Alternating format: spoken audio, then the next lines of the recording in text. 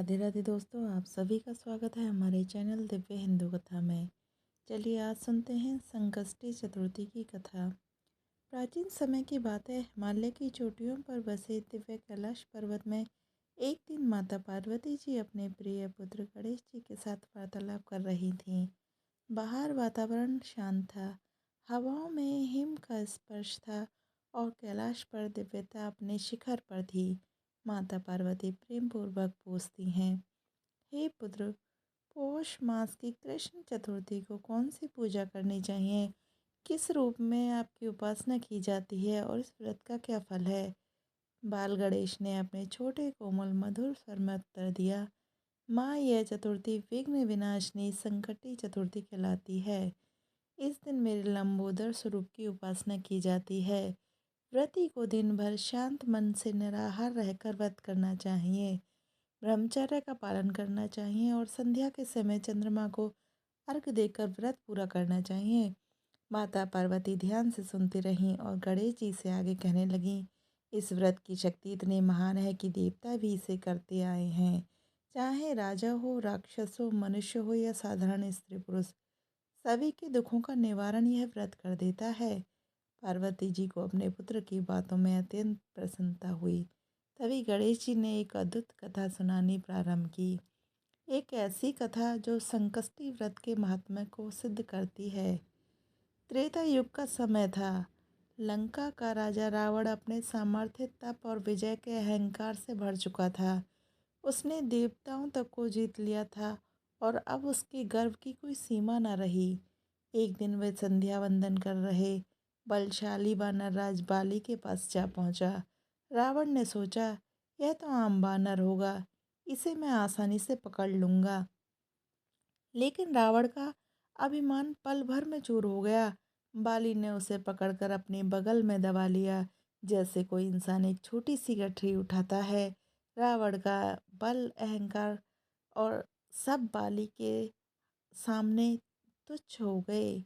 बाली उसे आकाश मार्ग से किष्किंधा ले आया और अपने पुत्र अंगद के हाथों में देकर कहा, लो बेटा, तुम्हारे खेलने के लिए एक खिलौना है।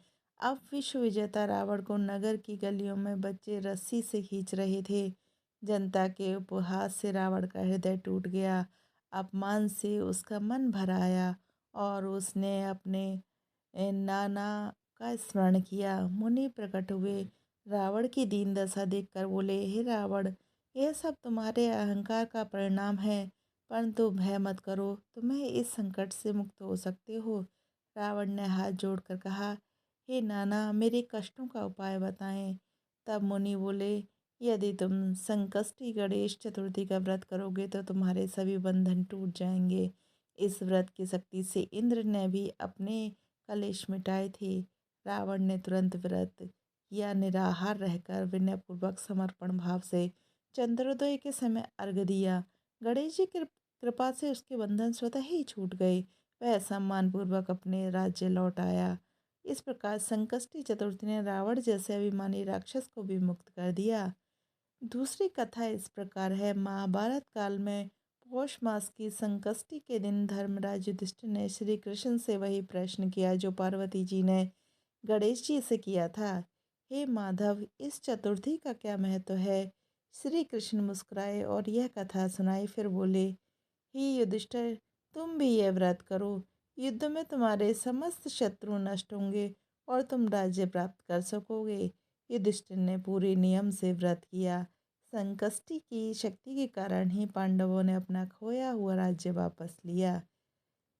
कुछ एक कथा इस प्रकार है। एक नगर में दो स्त्रियां रहती थी, देवरानी और जेठानी। जेठानी अमीर थी पर अहंकारी और कंजूस थी। देवरानी गरीब पर दिल से भक्त और सरल।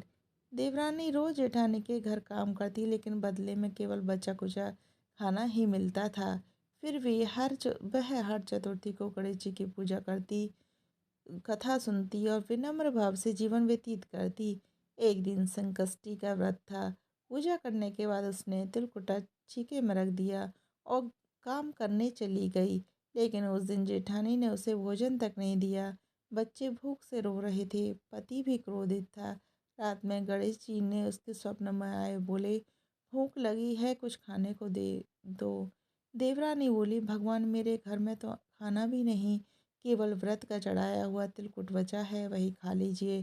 गणेश जी ने वही तिलकुट खाया और बोले, आप बताओ मैं निपटूँ कहाँ? देवरानी ने थकान, दर्द और गरीबी से परेशान होकर कहा, मेरे घर में तो जगह ही नहीं, जहाँ मन हो निपट लो। गणेश जी मुस्कुराए और चले गए। जब वह सुबह उठी तो उसकी आंखें आश्चर्य से खुली रह गईं। टूटी हुई झोंपड़ी हीरों में चमक रही थी।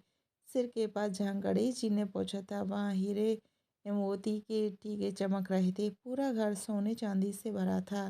जेठानी जब यह देखती है तो वह भी यही व्रत करने की सोचती है, लेकिन वह छल, अहंकार और लालच से भरी हुई थी। उसने खुद को मारने की झूठी नकल की और घर में बहुत सारा चूरमा बनाया और स्वप्न में आने वाले गणेश जी से बोली, मेरे पास तो बहुत मिठाइयाँ हैं, आप आइए।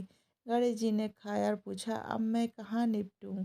गणेश जेठानी बोली, मेरे महल में जहाँ चाहूँ। गणेश जी ने वहीं निपट लिया। जब वह जेठानी उठी, पूरा घर गंदी और बदबू से भरा था। सिर पर भी मैल लगा हुआ था। वह अपने अपराधों पर पछताती है, गणेश जी से क्षमा मांगती है तो गणेश जी कहते हैं, लोभ और द्वेष ने तुझे इस दशा में पहुंचाया है। पहले अपना धन बांट, फिर यह ज्ञान बांटना। जेठानी आधा धन बांटती है पर कुछ छुपा लेती है तो गणेश जी सब जानते थे। उन्होंने पूरी छुपाई हुई चीज़ें भी निकलवाई, तब जाकर उसका घर शुद्ध हुआ। यह व्रत अहंकार तोड़ता है और विनम्र विनम्र को उठाता है, भक्ति के मार्ग को आसान बनाता है। संकट मिटाने का यह दिव्य उपाय है। गणेश जी की कृपा से हर विपत्ति दूर होती है।